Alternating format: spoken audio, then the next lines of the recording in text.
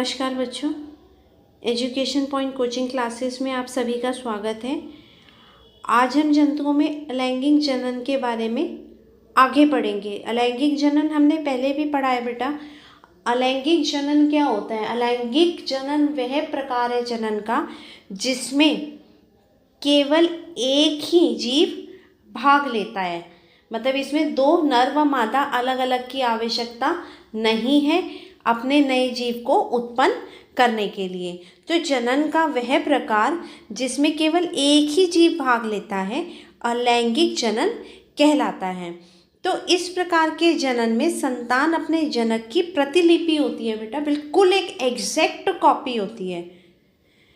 ठीक, उदाहरण के लिए हाइड्रा और ईस्ट में मुकुलन होता है और अमीबा में द्विखंडन।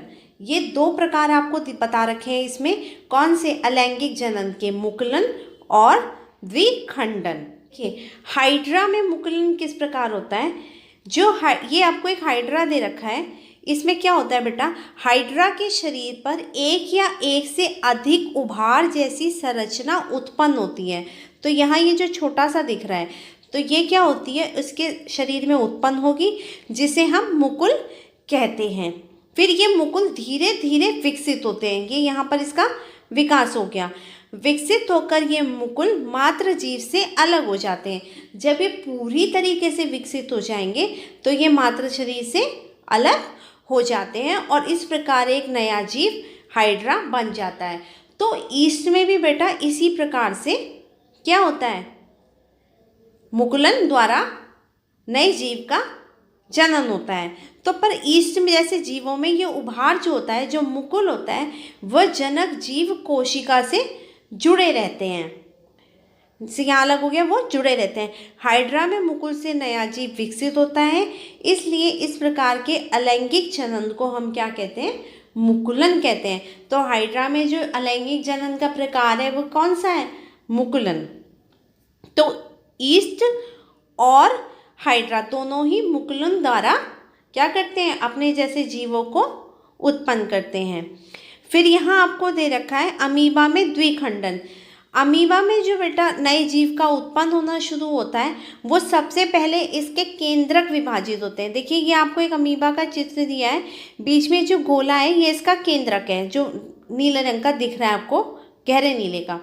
तो सबसे पहले इसका विभाजन होता है। अमीबा एक कोशिकीय जीव है जिसमें अलैंगिक जनन की क्रिया एक केंद्रक के दो केंद्रकों में विभाजित होने से शुरू होती है। सबसे पहले इसका केंद्रक में खिंचाव होता है और ये खिंचते खिंचते क्या हो जाते हैं बेटा? दो केंद्रक में बंट जाता है। इसके बाद अमीबा कोशिका भी दो भागों में बंट जाती है। फिर इसका बाहरी भाग में खिंचाव आता है और इसकी जो कोशिका होती है ये भी दो भागों में बंट जाती है और हर भाग का अपना एक क्या होता है? केंद्रक होता है। अंत में एक अमीबा से दो संतति अमीबा बनते हैं। तो यहाँ एक अमीबा था, उससे क्या बने? दो नए जीव बन गए। ऐसा जनन जिसमें एक जीव विभाजित होकर दो जीव उत्पन्न करता है द्विविखंडन कहलाता है। द्विविखंडन कहलाता है। तो हाइड्रा में क्या हुआ? उससे जो हुआ नया जीव उत्पन्न हुआ, पर उसका जो पेरेंट बॉडी थी, मतलब जिससे वो उत्पन्न हुआ, वो भी रहा। जबकि अमीबा में क्या होता है? वो पूरा विभाजित होकर दो नए जीवों को बना देता है। देखिए बेटा कुछ क्वेश्चन आपको यहाँ दे रखे हैं। क्वेश्चन नंबर 1 आपका है मुकुलन और द्विविखंडन को परिभाषित करें। देखिए मुकुलन और द्विखंडन दोनों ही क्या है? अलैंगिक जनन की विधि है। तो यहाँ पर क्या है? मुकुलन क्या होता है? मुकुलन अलैंगिक जनन की विधि है। इस विधि में क्या होता है? इस विधि में शरीर पर एक या एक से अधिक उभार जैसी संरचनाएं उत्पन्न होती हैं, जिसे क्या कहते हैं? उस उभार जैसी संरचना को मुकुल कहते हैं। और ये मुकुल जो होते हैं ये धीरे धीरे विकसित होते हैं और जब ये पूर्ण विकसित हो जाते हैं, मतलब इनका पूरा विकास हो जाता है, तो ये अपने मात्र से उस जीव से अलग हो जाते हैं और एक नया जीव बनता है। तो ये जो है ये क्या है? ये मुकुलन है। इसी प्रकार द्विखंडन क्या होता है? द्विखंडन भी क्या है? एक अलैंगिक जनन की विधि है। इस विधि में जीव का शरीर क्या होता है? द्विविखंडन, जो कि नाम से ही है, मतलब दो भागों में विभाजित होता है।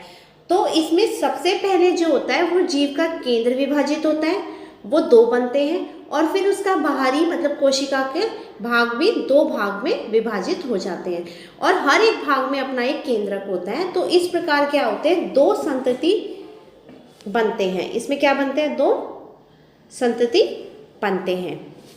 ठीक है बेटा, तो मतलब यह एक अलैंगिक जनन की विधि है। इस विधि में जीव का शरीर क्या होता है, 2 भागों में विभाजित होता है। सबसे पहले केंद्र विभाजित 2 बनते हैं, फिर कोशिका का बाहरी भाग, और प्रत्येक में केंद्र होता है। तो इसमें क्या होता है, एक जीव से 2 जीव, 2 नए जीव बन जाते हैं। आपका अगला है क्वेश्चन नंबर 2, ऐसे जीवों के उदाहरण दें जहां मुकुलन और द्विखंडन को देखा जा सकता है। देखिए मुकुलन होता है आपका किसमें, एक हाइड्रा और ईस्ट में, 2 उदाहरण इसके, और द्विखंडन होता है आपका अमीबा और पैरामीशियम में। ठीक बेटा, आपका क्वेश्चन नंबर 3 है, अलैंगिक जनन में नए जीव को जनक जीव की प्रतिलिपि क्यों कहा जाता है। तो अलैंगिक जनन जो होता है में नए जीव को जनक जीव की प्रतिलिपि इसलिए कहा जाता है क्योंकि अलैंगिक जनन में केवल एक ही जीव भाग लेता है, क्योंकि नए जीव की उत्पत्ति एक ही जीव से होती है, तो उसी के जो आनुवंशिक गुण होते हैं वो उसमें जाते हैं, तो उसी की आनुवंशिकता होती है और उनके जीन्स का कोई मिश्रण नहीं होता, इसलिए वो एग्जैक्ट कॉपी उसकी रहते हैं। क्वेश्चन 4 है, अमीबा में द्विखंडन का चित्र सहित वर्णन कीजिए। तो ये अमीबा का चित्र सहित हो गया। अमीबा में नए जीव की उत्पत्ति अलैंगिक जनन के विखंडन विधि द्वारा होती है। तो सबसे पहले ये अमीबा है जनक, इसका ये जो केंद्र है ये डार्क ब्लू कलर का, ये क्या होगा, ये स्ट्रेच होना, खिंचाव शुरू होगा इसमें, और ये केंद्र बट के 2 भागों में आ जाएगा। उसके बाद इसकी जो बाहरी कोशिका होगी वो हटेगी, मतलब खिंचेगी, 2 संतति अमीबा बन जाएंगे। तो इसके लिए इसमें लिखना है कि इसमें सबसे पहले अमीबा का केंद्र विभाजित होकर 2 केंद्र बन जाते हैं। इसके बाद कोशिका भी 2 भाग में विभाजित हो जाती है, और जिसके हर एक भाग में अपना एक केंद्रक होता है, और अंत में एक जनक से कितनी, 2 संतति अमीबा बनते हैं। क्वेश्चन नंबर आपका 5 है, हाइड्रा में मुकुलन का चित्र सहित वर्णन कीजिए। हाइड्रा में नए जीव की उत्पत्ति क्या होती है, अलैंगिक जनन की मुकुलन विधि द्वारा होती है। ये इसका चित्र बेटा कि कैसे बनेगा, ये देखिए, ये यहाँ पर क्या है, जनक हाइड्रा है, ये छोटा सा इसका मुकुल होगा, ये मुकुल बड़ा है ना, विकसित हो रहा है, ये और विकसित हुआ, और जब ये पूर्ण विकसित हो गया तो ये जनक शरीर से अलग हो गया। तो हाइड्रा के शरीर पर एक या एक से अधिक उभार जैसी संरचनाएं उत्पन्न होती हैं, जिसको हम मुकुल कहते हैं। यह मुकुल धीरे धीरे विकसित होते हैं और पूर्ण विकसित होने पर मात्र से, मतलब उसका जो भी जनक है उससे अलग हो जाते हैं और नया जीव बन जाता है। आज के लिए इतना ही, अब हम नेक्स्ट वीडियो में मिलेंगे। Till then take care, bye.